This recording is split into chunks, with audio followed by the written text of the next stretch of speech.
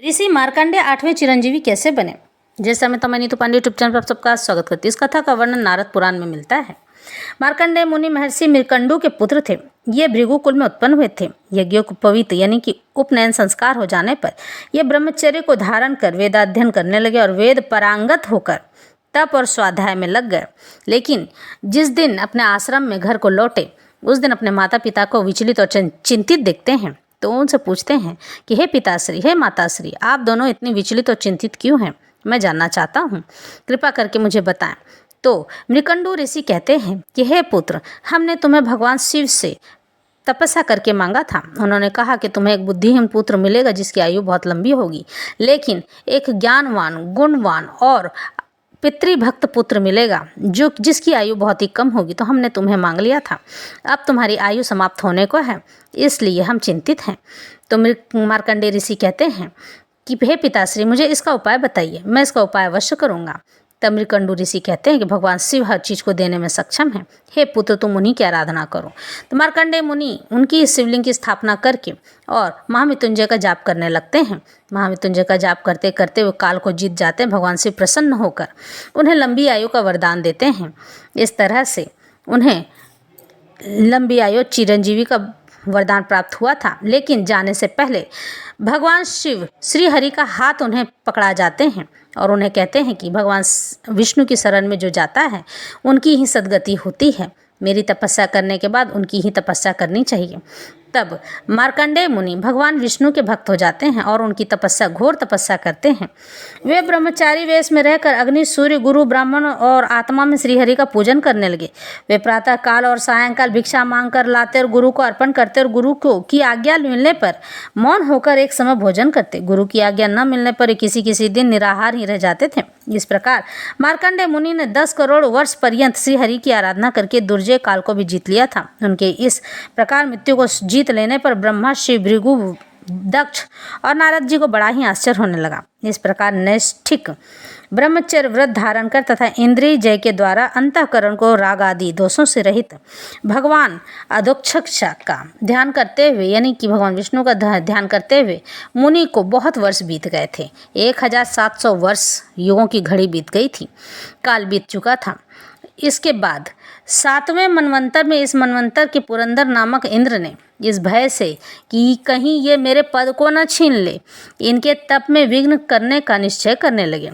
उसने इन्हें तप से डिगाने के लिए गंधर्व, अप्सरा, कामदेव, बसंत ऋतु, मलयानिल और लोभ और मद को भेजा यानी अहंकार को भेजा। ये लोग हिमालय के उत्तर की ओर पुष्पभद्रा नदी के तट पर अवस्थित मुनि मार्कंडेय के आश्रम में जा पहुंचे और सब लोग मिलकर मुनि के ध्यान को भंग करने की चेष्टा करने लगे। परंतु इन सब के प्रयत्न भाग्यहीन के उद्योग की भांति सर्वथा निष्फल होगा और यह सब उन तेजस्वी मुनि के तेज से जलने लगे। अंततः जिस प्रकार किसी विषधर सर्प को छोड़कर बालक भय से पीछे हट जाते हैं, उसी प्रकार ये इंद्रदूत निराश होकर वहां से लौट आए। इंद्र उन सबको हतप्रभ, चिंतामग्न और मलान मुख देखकर उनसे उन ब्रह्मर्षि का प्रभाव सुनकर परम विस्मित हुए, दुखी हुए। ऋषि के तप से प्रसन्न होकर भगवान श्रीहरि उन पर अनुग्रह करने के निमित्त नर नारायण के रूप में उनके सामने प्रकट हो गए। उन तपोमूर्ति ऋषि प्रवरों को देखते ही मुनि उनके चरणों में लौट गए और उनकी स्तुति करने लगे। भगवान नारायण बोले, हे ऋषि श्रेष्ठ, तुम्हारे निर्दोष भक्ति से हम अत्यंत ही प्रसन्न हुए हैं, अतः तुम हमसे इच्छित वर मांग लो। ऋषि बोले, भगवान, आपने कृपा करके मुझे अपने सुर मुनि दुर्लभ दर्शन से कृतार्थ किया है। इससे बढ़कर मैं कौन सा वर आपसे मांगूं? तथापि मेरी इच्छा है कि जिस आपकी माया से यह सत वस्तु भेद युक्त प्रतीत होती है उस माया को मैं देखना चाहता हूँ। नर नारायण तथास्तु कहकर बद्रिकाश्रम को चलेगा। इधर ऋषि यह सोचते हुए कि उस माया का दर्शन मुझे कब होगा, अपने आश्रम में ही रहकर अग्नि, सूर्य, चंद्रमा, जल, भूमि, वायु, आकाश और आत्मा में तथा अन्य सब जगह सर्वव्यापी हरि का ध्यान करते हुए मानसिक उपचारों से उनका पूजन करने लगे। सायंकाल का समय है। मुनि नदी तट पर संध्या कर रहे हैं। इतने में वे क्या देखते हैं कि अकस्मात वायु बड़े जोर से चलने लगा। उस प्रचंड वायु के साथ ही आकाश में भयानक मेघ घुमड़ रहा है और उनमें बिजली की चमक के साथ कड़कड़ाहट का शब्द होने लगा। देखते देखते मूसलाधार वृष्टि शुरू हो गई यानी वर्षा शुरू हो गई। इधर चारों समुद्र बड़े प्रचंड वेग के साथ भूमंडल को ग्रास करते हुए दिखाई देने लगे और बात की बात में सर्वत्र जल ही जल, हर जगह पानी ही पानी हो गया। सप्तद्वीप, नवखंड, सप्त कुलाचलों सहित समस्त पृथ्वी मंडल ही नहीं बल्कि आकाश, स्वर्ग, तारागण और दिशाओं सहित सारी त्रिलोकी जलमग्न हो गई। उस अनंत महावर्णम में अकेले मार्कंडेय ही रह गए थे। वे जटाओं को बिखेर कर बावले और अंधे के समान इधर उधर भटकने लगे। बड़े बड़े मगर उनकी देह को नोचने लगे तथा वायु के प्रबल झकोरों एवं उत्ताल तरंगों के थपेड़ों से उनका शरीर जर्जर हो गया।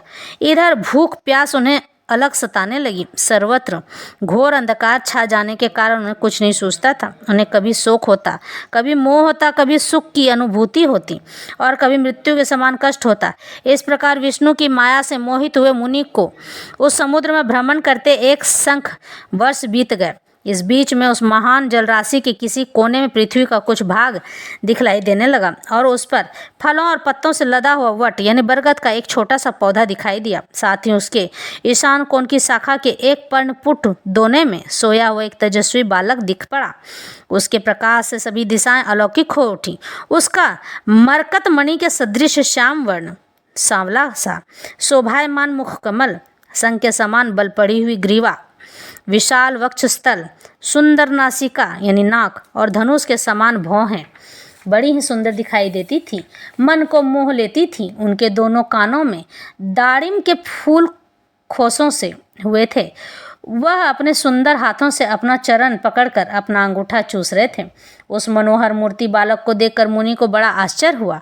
उसके दर्शन मात्र से उनकी सारी व्यथा दूर हो गई और मारे आनंद के उन्हें रोमांच हुआ। वे खिसक कर उस बालक के समीप चले गए।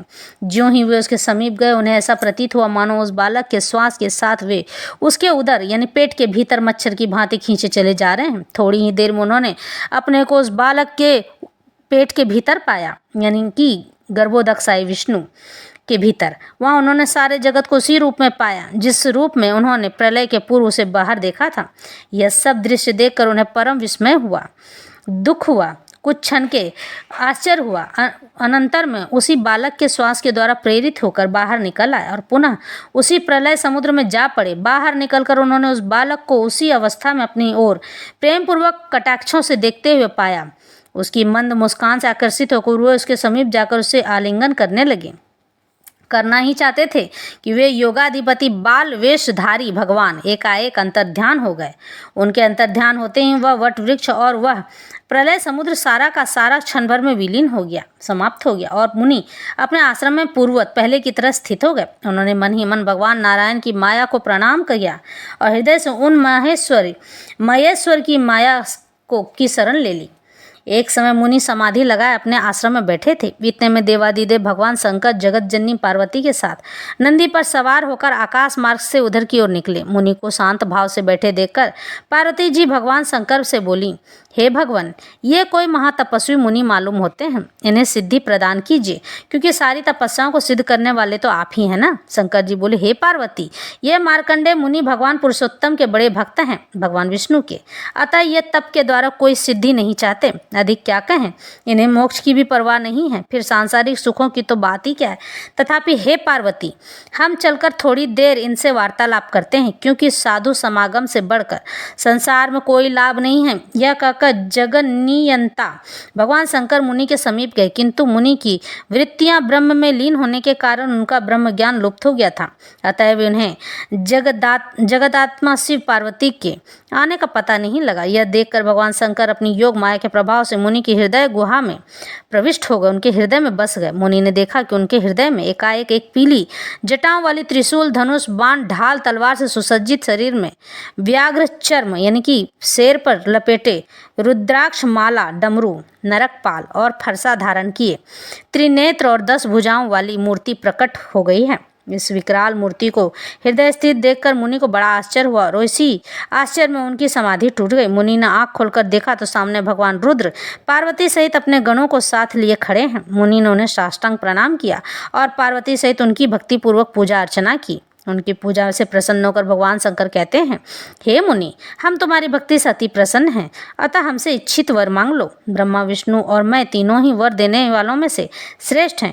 तुम्हारी तरह जो लोग हम तीनों की समान भाव से भक्ति करते हैं तथा जो शांत, निसंग, निर्वैर, प्राणी मात्र के प्रति दया करने वाले और सब जगह समृद्ध दृष्टि रखने वाले, समान दृष्टि रखने वाले, हैं। उनकी इंद्रादि लोकपाल ही नहीं अपितु हम तीनों भी वंदना और सेवा पूजन करते हैं, क्योंकि आप लोग हम तीनों में, अपने में तथा जगत के अन्य प्राणियों में अनुमात्र भी भेद नहीं देखते हैं। अतएव हम लोग आप जैसे ब्राह्मणों का भजन किया करते हैं। तीर्थ और देवता तो चिरकाल पर्यंत सेवा करने पर फल देते हैं, किंतु आप जैसे साधु पुरुष तो दर्शन मात्र से ही कृतार्थ कर देते हैं, जो तुम्हारी भांति चित्त को एकाग्र करके तप, स्वाध्याय और संयम में रत रहते हैं। उन ब्राह्मणों को हम सदा नमस्कार किया करते हैं। आप सदृश महानुभावों के दर्शन अथवा नाम सुनने मात्र से ही महापातकी और चंडाल भी शुद्ध हो जाते हैं। फिर जिन्हें आप लोगों के साथ संभाषण आदि का सौभाग्य प्राप्त होता है, उनकी तो बात ही क्या है। भगवान शंकर के इन वचनों को सुनकर ऋषि गदगद हो गए। मार्कंडेय ऋषि कहते हैं, हे भगवान, मैं तो आपके दर्शन मात्र से कृतार्थ हो गया और वरदान क्या मांगूं, तथा आपसे मेरी यही प्रार्थना है कि मेरी भगवान अच्युत और उनके भक्तों में तथा आप में अनन्य भक्ति हो। तो कहते हैं शंकर जी, हे विप्रवर, तुम्हारी यह अभिलाषा, यह इच्छा पूर्ण हो। इस कल्प के अंत तक तुम्हारी कीर्ति अटल रहेगी और तुम अजर अमर होकर रहोगे। तुम्हें त्रिकाल विषयक ज्ञान, विज्ञान, वैराग्य और पुराणों का आचार्यत्व प्राप्त होगा। यह कहकर भगवान शंकर वहाँ से चलेगा और महामुनि मार्कंडेय योग का महान सामर्थ्य तथा भगवान जनार्दन, भगवान विष्णु की एकांत भक्ति प्राप्त कर भूलोक में विचरने लगे और अब भी उसी प्रकार विचरते हैं, घूमते हैं। वे लोक में चिरंजीव के नाम से विख्यात हुए। बृहन्नारदी पुराण के अनुसार, नारद पुराण के अनुसार, महर्षि मृकंडू तप से प्रसन्न होकर भगवान नारायण ने ही पुत्र रूप में उनके यहाँ जन्म ग्रहण किया था। इसलिए यह कथा यहीं संपन्न होती है।